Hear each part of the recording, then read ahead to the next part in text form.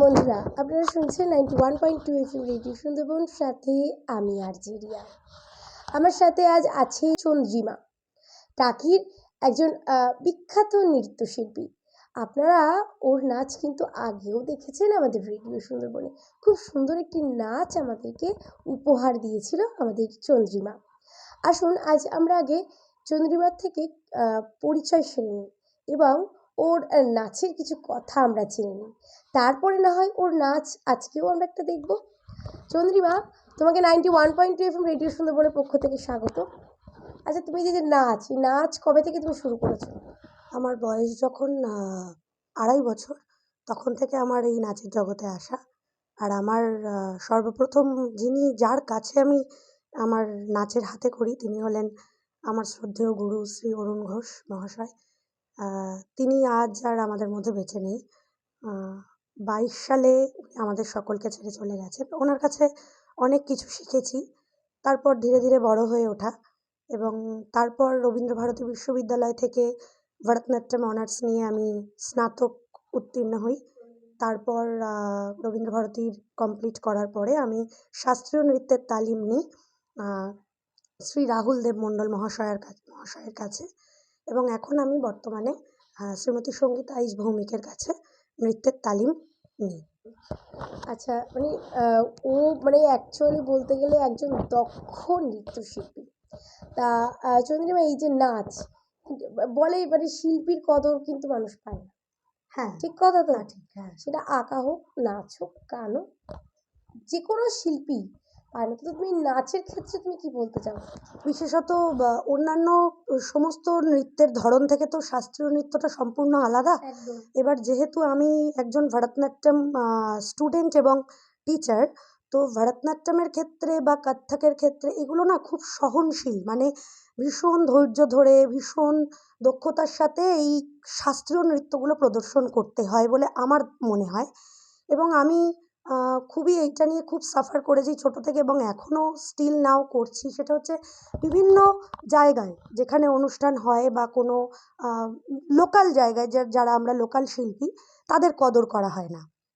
যেমন কোনো জায়গায় কালী পুজো হলো বা সরস্বতী পুজো হলো বা কোনো অনুষ্ঠান হলো, দুর্গা পুজো হলো, আমাদেরকে লোকাল শিল্পীদেরকে এসে বলা হয় যে তুই যাস তো, একটা নাচ করে দিস তো। এই জিনিসটা থেকে বেরিয়ে আসতে হবে। এইটা হয় না। শিল্পের কদর করতে জানতে হয়। হ্যাঁ, শিল্প ফ্রিতে হয় না, ঠিক আছে? সুতরাং ভালো জিনিস দেখতে গেলে কিছুটা অন্তত ন্যূনতম পারিশ্রমিক আমার মনে হয় তাদেরকে দেওয়া উচিত। কারণ বিশেষ করে নাচের ক্ষেত্রে একটা কোরিওগ্রাফি বা একটা গান, একটা গানের একটা গানের এক রকম ড্রেস আপ, সাজসজ্জা, এগুলো তৈরি করতে আমাদের প্রচুর পরিশ্রম করতে হয়। এবার তাহলে আমরা যদি প্রতিটা কমিটি থেকে কিছু আর্থিক সহায়তা পাই, তাহলে সেটা আমাদের স্কুলের কাজ করতে বা স্টুডেন্টদের ড্রেসগুলো রেডি করতে অনেক সুবিধা হয়, যেগুলো আমরা সহজে বোঝাতে পারি না। এবার কিছু চেনা জানা সার্কেলের মানুষের মধ্যে কথাটা বললে না, তারা খারাপ ভাবে, আমরা হয়তো এই কথাটা বলতে পারি না। তো এবার যাই হোক, এই জিনিসটা একটুখানি আমার মনে হয় কোথাও গিয়ে একটু চিন্তাধারা কিছু কর্তৃপক্ষের মানুষের বদলানো উচিত। আর আরেকটা যেটা বিষয়, সেটা হচ্ছে শাস্ত্রীয় নাচ সহজ ব্যাপার নয়। শাস্ত্রীয় নাচ নৃত্যকে সাধনা করতে হয়। নাচ বলো, পড়াশুনো বলো, সবটা সাধনা করতে হয়। আর এইটাকে যে আমরা মনে করি, কিছু কিছু মানুষ মনে করে হাত পা নাড়লেই বোধহয় নাচ হয়ে যায়, কিন্তু আদতে তা নয়। নৃত্যটা অত্যন্ত অধ্যাবসা এবং অত্যন্ত সাধনা। আমার এটা বিগত আমি 2.5 বছর থেকে আজকে আমি 25 আমার বয়স।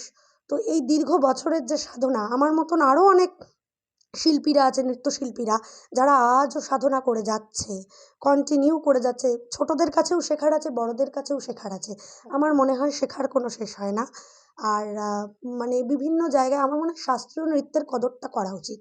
এই হিপ হপ, ওয়েস্টার্ন, অবশ্যই সেগুলোও একটা ডান্স ফর্ম, সেগুলোও নাচ, কিন্তু তাই বলে সবটাকে ভুলে আমাদের বাঙালি কালচারের ভিতরে যেটা পড়ে, সবটাকে ভুলে শুধুমাত্র শাস্ত্রীয় নৃত্যটাকে দূরে সরিয়ে রেখে শুধুমাত্র হিপ হপ ওয়েস্টার্নই লোকে দেখবে, এইটা বোধহয় ঠিক নয়। এটা আমার কোথাও গিয়ে মনে খুব হয়। সুন্দর করে বললো। তাই এই শাস্ত্রীয় নৃত্য যদি না থাকতো, তাহলে হিপ হপ ওয়েস্টার্ন আসতো কিভাবে? কিন্তু সূচনাই তো শাস্ত্রীয় নৃত্য থেকে, তাই তো? ঠিক বললাম তো কথাটা? তাহলে সেই নাচকে কিন্তু আজকে আমরা ভুলতে বসেছি, শাস্ত্রীয় নৃত্য যেটা আমরা সেটাকে ভুলতে বসেছি, সেটাকে আমরা কদর করতে ভুলে গেছি। কিন্তু একটা বাচ্চা যখন মানে নাচের যখন শুরু হয়, যেমন পড়াশোনার যেমন একটা ভিত আছে, নাচেরও তেমন একটা ভিত আছে, সেই নাচের ভিতটা যখন শুরু হয় শাস্ত্রীয় নৃত্য থেকেই, তারপরেই কিন্তু পরবর্তী স্টেপ বাই স্টেপ আসা যায়। তা আমরা মানুষ। আমি আরও একটি কথা রেডিও সুন্দরবনের মাধ্যমে সকলকে জানাতে চাই, সেটা হচ্ছে আমার কাছে অনেক ছাত্রছাত্রী আসে যাদের মানে গার্জিয়ানরা বলেন আমার কাছে এসে, ম্যাম আমার মেয়ে গানের নাচ করতে পছন্দ করে, গানের নাচ করতে পছন্দ করে। তাদের ক্ষেত্রে আমি একটা কথাই বলবো, যেমন একটি ছোট বাচ্চাকে ছোটোবেলায় A for apple, B for ball এগুলো বলে পড়ানো হয়, আমার কোথাও গিয়ে মনে হয় তাল, এটি হচ্ছে তাল, আঢাউ, যেহেতু ভারতনাট্যমের ক্ষেত্রে আঢাউসগুলো হয়, তাল, আঢাউস এবং বসে ধরে আমাদের আড়ামান্ডি মেন ভারতনাট্যমের ক্ষেত্রে আড়ামান্ডিতে বসে আমাদের যেহেতু নাচতে হয়, এই বিষয়গুলো হচ্ছে মূলত ভরতনাট্যমের মানে শুরু, হাতেখড়ি। মানে যেরকম A for apple, B for ইংলিশে এটা বাচ্চাদের ছোটোবেলা থেকে শুরু করা হয়, আমার মনে হয় নাচের হাতেখড়ি হচ্ছে এই আঢাউস, তাল। আমার মনে হয় গানের নাচ কেন হবে না, অবশ্যই হবে, আমরা তো গানের নাচ করানো, আমরা তো আছি, কিন্তু আমার মনে হয় তালটাকে অ্যাভয়েড করে শুধুমাত্র গানের নাচ শিখলে উন্নতি করা যাবে না। একদমই তাই বন্ধুরা। আমরা বাংলায় ছোটবেলা থেকে ঐক্য, বাক্য, মাণিক্য পড়ি, সেই সাথে ওয়ার্ড বুক পড়ি, সেই সাথে চন্দ্রিমা যেটা বললো A for apple, B for ball, আমরা এইভাবে পড়ে পড়েই কিন্তু আমরা পড়াশোনার ভিত আমরা তৈরি করি। ঠিক সেইভাবে যারা বলে যে শিল্পীদের কোনো ভবিষ্যৎ নেই, পুরো ভুল বলে। কারণ নাচকে যদি সেইভাবে সাধনা করা যায়, ঠিক A for apple, B for ball থেকে শুরু করে ঠিক নাচের দাদরা তাল, থ্রি তাল, ঠিক বলছি তো? এইভাবে যে নাচগুলো স্টেপ বাই স্টেপ মানে করা হয়, তারপরে যে ভারতনাট্যম যে কোর্সগুলো করা হয়, প্রচুর এরকম টিচার আছে, প্রচুর কলেজের টিচার আছে নাচের ওপরে, যেগুলো আমরা বিশ্বভারতী, রবীন্দ্রভারতীতে গেলে আমরা দেখতে পাই। ঠিক একদম। তা এই যে যারা বলে যে শিল্পীর কোনো ভবিষ্যৎ নেই, এটা একদমই ভুল। তাই নাচ গান, পড়াশোনার পাশাপাশি নাচ গান, আঁকা, এক কথায় আমাদের বাঙালি কালচারকে, সংস্কৃতিকে অবশ্যই কিন্তু প্রাধান্য দেওয়া উচিত, যেটার কদর দিন দিন কমে যাচ্ছে। এই বিভিন্ন একটু আগে বিলুপ্ত হয়ে যাচ্ছে। চন্দ্রিমা একটু আগে ওই যে বলছিল হাত পা ছুড়লেই নাচ হয়ে যায় না, এই হাত পা ছোড়া নাচের মাঝেই চাপা পড়ে যাচ্ছে আমাদের বাঙালির কালচারের নাচকে। সকলকে বলবো অবশ্যই নাচের যে কালচার, যেটা শাস্ত্রীয় নৃত্য, যেটা সেটাকে অবশ্যই সবাই প্রাধান্য দিন, এবং এই শিল্পীর শিল্প সত্তাকে সবাই সম্মান করুন। অনেক বকবক করে নিয়েছি আমি, আর বকবক কিন্তু ভালো লাগছে না আমাদের দর্শক এবং শ্রোতা বন্ধুদের, সেটা আমি জানি। কারণ পাশে যখন এত সুন্দর একজন ড্যান্সার আছেন, বিশেষ করে টাকির যারা মানুষ, তারা কিন্তু কম বেশি সকলেই জানে যে চন্দ্রিমা ভীষণ ভালো একজন ড্যান্সার। তো আর কি আমার বকবক শুনতে ভালো লাগে? একদমই ভালো লাগছে না আপনাদের। তাই আমি চন্দ্রিমাকে এবার আমি রিকোয়েস্ট করব, সুন্দর একটা নাচ আমাদের উপহার দিক। কি চন্দ্রিমা দেবে তো? অবশ্যই, অবশ্যই। ঠিক আছে, তাহলে চলুন বন্ধুরা, এবার আমরা ওর একটা নাচ দেখে নিই।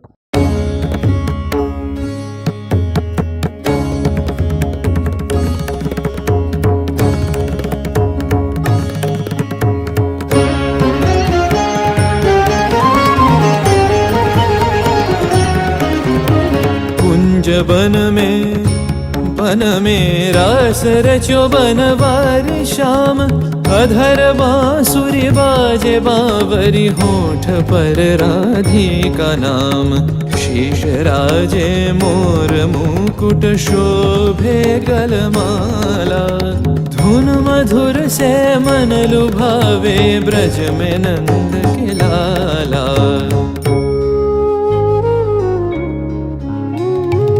गहन कुसुम कुंज माझे, मृदुल मधुर बंशी बाजे, बिसरी त्रास लोक लाजे, सजनिया वो बोलो, गहन कुसुम कुंज माझे।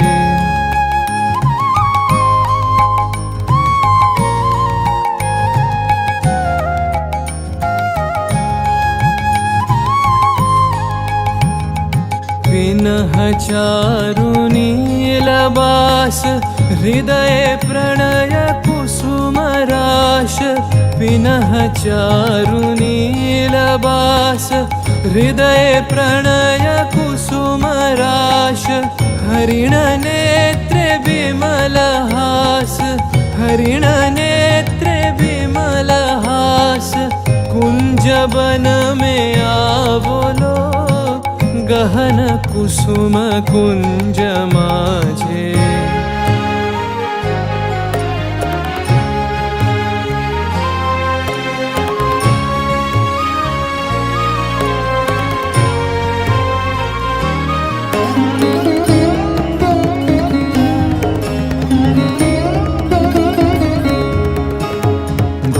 घननी से सोवत चहु दिसि एक राधिका जागे मंदवत गति चलत मधुमति लोक लाज को त्यागे सकल फूल बन गंध मोदित गगन चंद्रमा राजे विहंग गावे कदम छाए मधुर बांशरी बाजे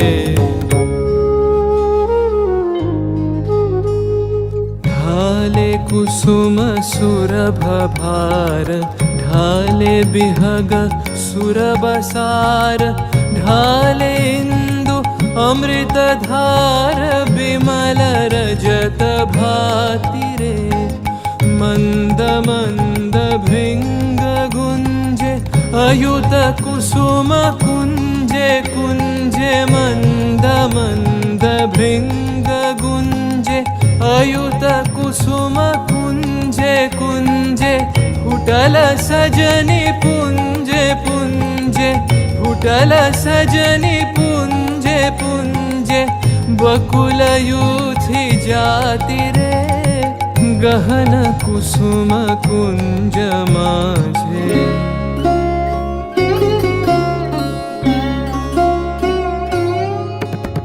श्याम बनतल नीलाचल श्याम कर धर राधे चितवनंदितवत हि पुलकित हृदय हृदय सोबाधे देखे सुंदर छब कर जोड़ सब जुगल मेलन के छवि जुग बीते कत गान गावत कत गुनी कत शत कवि